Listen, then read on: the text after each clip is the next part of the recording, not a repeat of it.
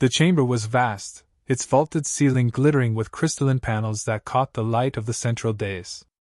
Rows of alien dignitaries filled the tiered seats, their colors, scales, and feathers forming a living mosaic of the council's supposed unity.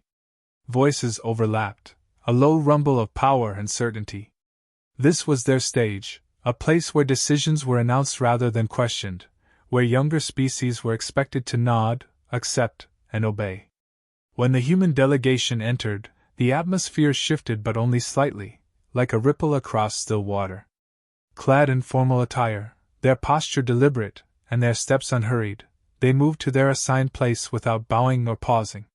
It was not arrogance but precision, a refusal to play the role the others had written for them. Many counselors had expected loud voices, heated tones, perhaps even aggression. Instead, they were met with silence sharpened into something harder than words. Murmurs echoed across the chamber. A chittering envoy muttered about emotional primates. Another hissed that humanity had not yet earned the right to stand as equals. Delegates spoke over one another, dissecting humanity as though they were not present at all. The humans gave no outward sign of offense. Their eyes scanned the hall, calm and calculating, their expressions held in check by discipline born of years under fire. Fingers tapped lightly against datapads, not in irritation but in rhythm, as if measuring the tempo of the insults. The council's presiding voice rose, booming through the chamber, drowning out the noise. He declared the agenda: border disputes, accusations of aggression, redistribution of captured systems.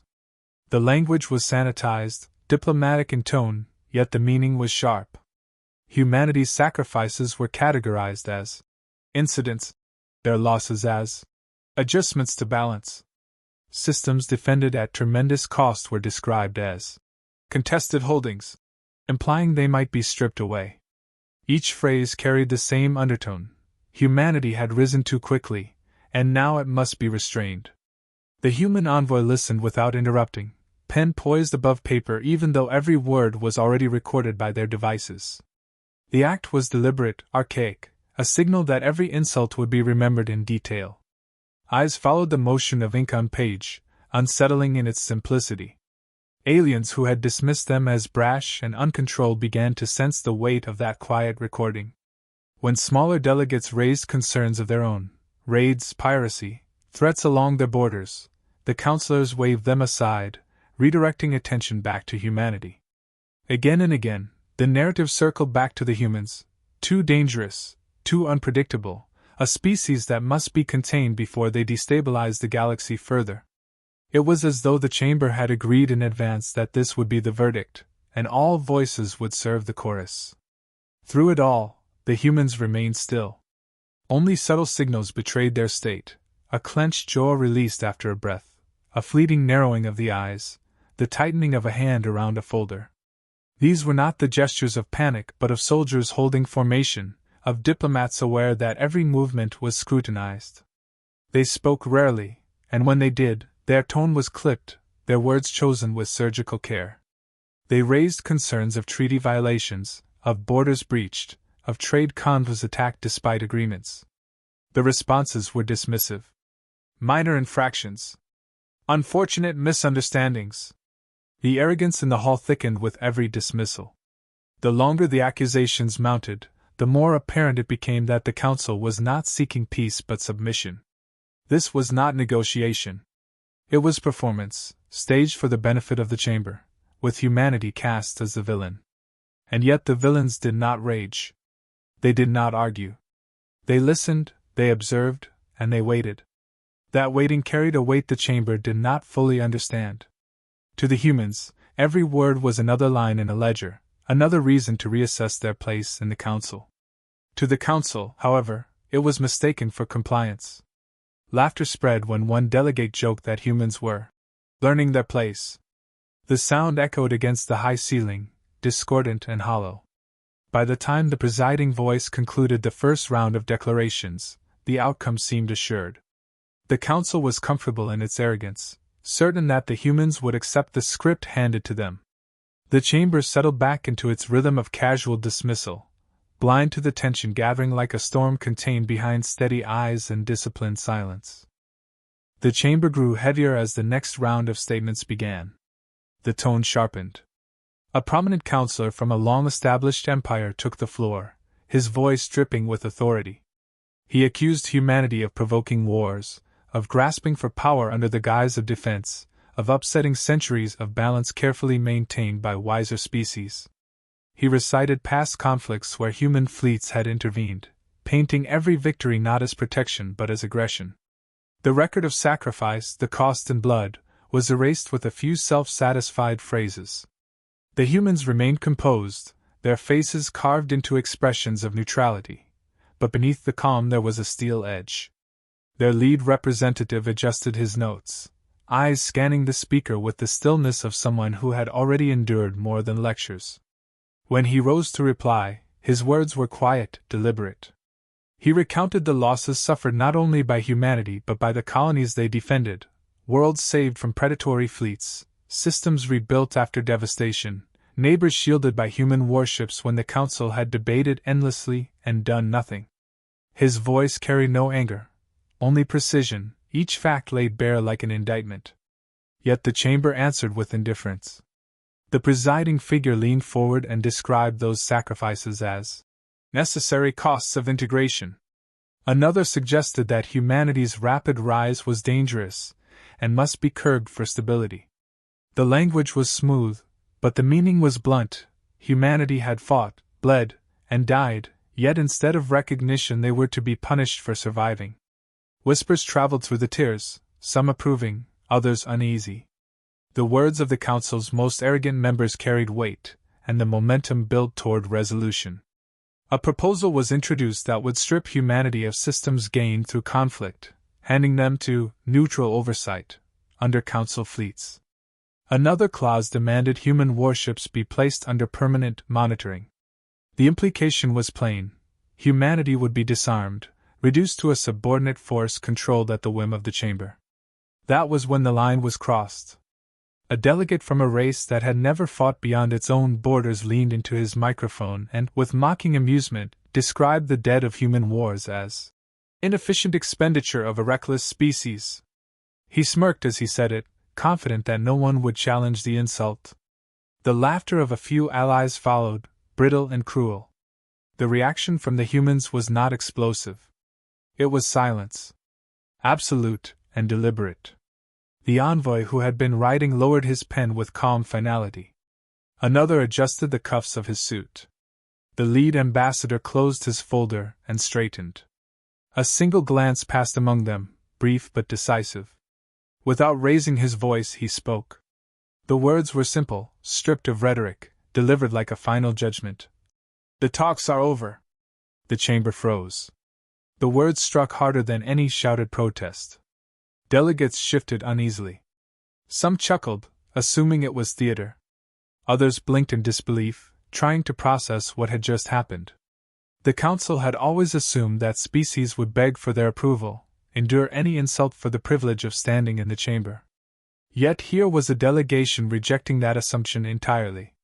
The humans gathered their belongings with steady movements, no rush, no hesitation.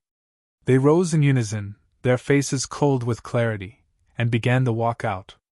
Each footstep echoed against the floor, a rhythm that cut through the stunned silence. No threats were spoken. No ultimatums issued. Only the sound of departure remained, and it rang louder than any speech delivered that day. Gasps rose, some in anger, others in alarm. The presiding counselor attempted to call them back, but his words faltered, collapsing into the echo of those footsteps fading toward the exit. What had begun as performance now ended in dread realization. The chamber sat paralyzed, watching the delegation vanish, knowing instinctively that something irreversible had just occurred. The chamber did not recover quickly. The echo of footsteps lingered long after the human delegation had vanished beyond the great doors.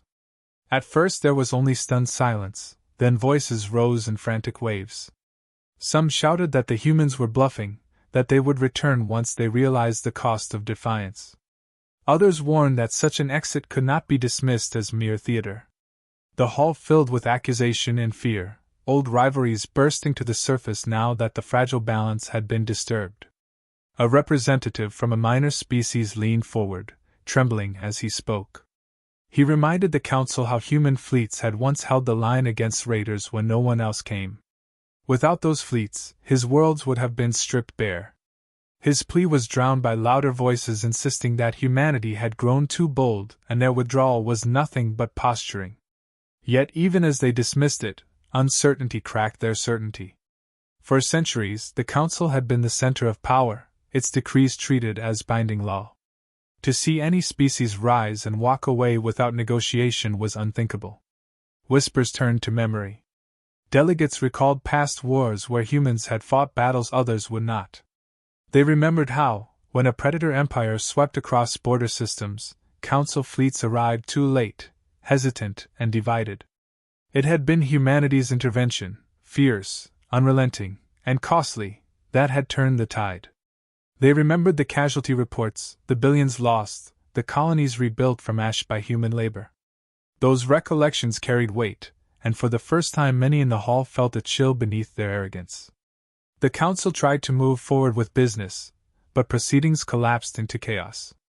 Proposals faltered, discussions broke into arguments. Every topic returned to the same question: what happens without humanity?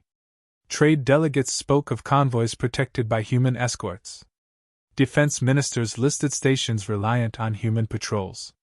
The fragile order the council boasted of had long been propped up by the very species they now sought to control. The realization spread slowly, then all at once: the stability of the galaxy was not the council's achievement, but humanity's presence within it. Those who had mocked humanity grew defensive, their bravado sounding thinner with every repetition. Their allies looked uneasy, wondering if aligning with arrogance might now carry consequences. A sense of dread settled across the chamber, unspoken yet shared. They had mistaken silence for weakness, discipline for submission. Now that silence had ended, the void it left was vast. Reports began to arrive even as the session continued. Scouts whispered of human fleets already moving, their formations shifting back toward Terran space. Diplomatic channels sent word that human envoys were withdrawing not only from the summit but from every outpost of council bureaucracy. It was not a momentary gesture, it was a severing of ties.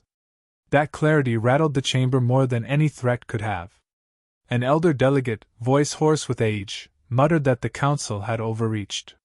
He reminded them of an old truth few wished to admit: humans did not fight because they sought conquest, they fought because survival demanded it. And in surviving, they had shielded others as a matter of course. To cast them aside was to invite dangers long held at bay. His warning was met with uneasy silence, for deep down none could deny it. The grandeur of the chamber felt hollow now. What had once been a theater of control now seemed fragile, brittle under the weight of its own arrogance. Delegates avoided each other's eyes, unwilling to speak aloud, the thought taking root in every mind that the council had not humiliated humanity but themselves. And with every passing moment, that realization grew heavier, until the air felt thick with the knowledge of a mistake too large to undo. The news spread faster than the council could contain it. Reports carried the same message across every channel: humanity had withdrawn. In the trading hubs of the core, markets wavered, currencies dipped, and contracts long considered stable began to unravel. On the borders, colonies that had relied on human patrols reacted with fear. Messages poured in from governors who realized the convoys that once deterred raiders would no longer arrive. For the first time in generations, the galaxy felt unguarded. Council fleets attempted to reassure their allies, but the illusion cracked almost instantly. Their numbers were vast but divided, tied down by politics and suspicion. Each faction worried about its own borders more than collective defense. Everyone knew the difference: humanity's fleets had not been the largest, but they had been unified, disciplined, and unflinching in the face of threats. Now that wall was gone. In the chamber, arguments raged as new intelligence arrived. Skirmishes flared along neglected frontiers. Pirates, long silent, began striking convoys. Old rivals who had once hesitated under the watchful presence of human task forces tested their neighbors with probing raids. Council members debated drafting a unified response, but words collapsed under the weight of distrust. The alliances they once assumed permanent revealed themselves as paper-thin once humanity's stabilizing presence disappeared. Meanwhile, across human space, preparations moved with quiet precision. Fleets redeployed, systems reinforced, colonies fortified. Civilian broadcasts showed lines of ships returning from foreign patrols, their banners raised high. The message was unmistakable: humanity no longer owed protection to anyone beyond its borders. Every vessel, every soldier, every resource would now serve their own worlds first. For allies who had grown dependent, the sight was unsettling. For rivals, it was terrifying. Council observers reported that human shipyards were operating at full capacity. New designs slipped into deployment, weapons systems upgraded without announcement or oversight. Rumors circulated of technologies tested in secret, advancements that the Council had never been allowed to monitor. Freed from the endless bureaucracy of collective approval, humanity moved faster than anyone could match. The prospect of what they might become without restriction settled like a storm cloud over every discussion. Some Council members attempted to draft apologies, framing them as clarifications or reconciliations. Envoys were dispatched with proposals for renewed talks. Each one returned with the same result: silence.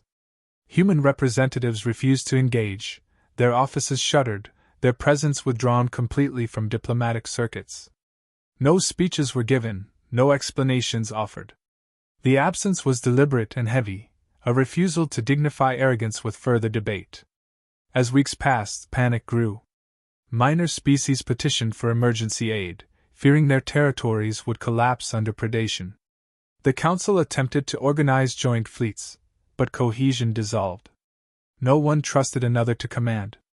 Rumors spread that several factions secretly considered approaching humanity on their own, bypassing Council authority entirely. Fear of isolation drove some to desperation, but none dared move openly. For those who had laughed at the withdrawal, confidence waned quickly. They began to see the consequences in real time: border instability, trade collapse, neighbors preparing for war. Their earlier certainty now looked like recklessness. And yet pride kept them from admitting fault. The chamber echoed with hollow words about unity while the galaxy outside slipped further into disorder. Every new report confirmed the same truth. The Council's grand system had not endured because of its own strength but because humanity had chosen to stand within it. With that choice undone, the fragile structure revealed itself for what it always was: a facade balanced on a foundation that no longer existed. Delegates looked at one another in growing unease, hearing in the silence between reports the sound of an empire unraveling under the weight of its own hubris. The Council chamber was no longer a place of authority but of unease. Delegates who once spoke with certainty now whispered in small circles, voices carrying the weight of desperation. The absence of humanity hung over every gathering like a shadow no one could dispel. Attempts at outreach had failed. Envoys sent with carefully crafted apologies were met with silence. Messages vanished into the void, unanswered. Not even rejection was offered. Humanity had chosen not to engage at all, and that quiet refusal carried more force than threats ever could. Weeks turned into months, and the consequences deepened. Trade routes once secured by human patrols became hunting grounds for raiders. Entire sectors descended into instability as opportunistic neighbors pushed boundaries. Council fleets stretched thin, their deployments undermined by politics and mistrust. Each member prioritized its own borders, unwilling to sacrifice for a collective effort. The illusion of unity fractured, revealing how fragile the system had always been without a unifying force holding it together. Reports from intelligence operatives painted a different picture of humanity. Their colonies were flourishing, infrastructure expanding at unprecedented speed. Freed from diplomatic obligations, resources once diverted to support distant systems were redirected inward. Civilian industries boomed. Shipyards worked tirelessly, turning out vessels faster than observers could count. Military parades broadcast across human space displayed power not as a threat but as reassurance to their own people. Where others saw collapse, humanity saw renewal. The more humanity thrived, the deeper the Council's regret grew. Delegates who had once mocked them now admitted quietly, in private chambers, that the Council had overstepped. They remembered how humanity had arrived not seeking dominance but security, how they had fought not for conquest but to survive. They remembered how their strength had shielded weaker neighbors without demand for repayment. That memory now cut sharply, because it was not arrogance that had been punished, but loyalty. Attempts to form new alliances faltered. Smaller species who once trusted the Council now questioned its competence, some even considering migration toward human space for safety. Rumors spread of delegations secretly sending envoys not to the Council but directly to human colonies, begging for agreements outside official channels. Fear of collapse drove them, and yet none could guarantee acceptance. Humanity remained silent, neither offering friendship nor promising hostility. That silence was its own message. They no longer needed the galaxy, but the galaxy desperately needed them. In the chamber, the weight of that truth was suffocating. The presiding voices who once commanded respect now struggled to hold order. Sessions ended in shouting matches, accusations of betrayal, and demands for answers no one could give. The grandeur of the hall felt hollow, its authority eroded by absence. Every echo of boots leaving that chamber months ago returned like a ghost, a reminder of the moment everything began to unravel. Some clung to arrogance, insisting humanity would eventually return. Others spoke bitterly that humanity would strike out in vengeance. But the most perceptive understood the true danger. Humanity no longer cared to participate, and their indifference was far more terrifying than wrath. For if a species capable of uniting fleets and holding empires at bay chose to turn inward, they were free to grow without restraint. The final sessions ended not with proclamations but with silence. Delegates sat in uneasy stillness, each aware that the balance of power had shifted permanently. The Council had believed it could dictate terms, that humanity's place was to obey. Instead, they had shown a strength the Chamber never anticipated, the strength to walk away. And in doing so, they exposed how little the Council truly mattered. The galaxy outside moved on, but the Chamber remained haunted. The image of humans rising, gathering their notes, and leaving without anger or hesitation replayed endlessly in memory. No threats, no promises, just the sound of footsteps echoing against the polished floor. That sound lingered longer than any speech, a reminder of arrogance repaid with indifference. The Council had sought to control them, but in the end, it was humanity who decided the terms. And by the time the mistake was understood, the door had already closed forever.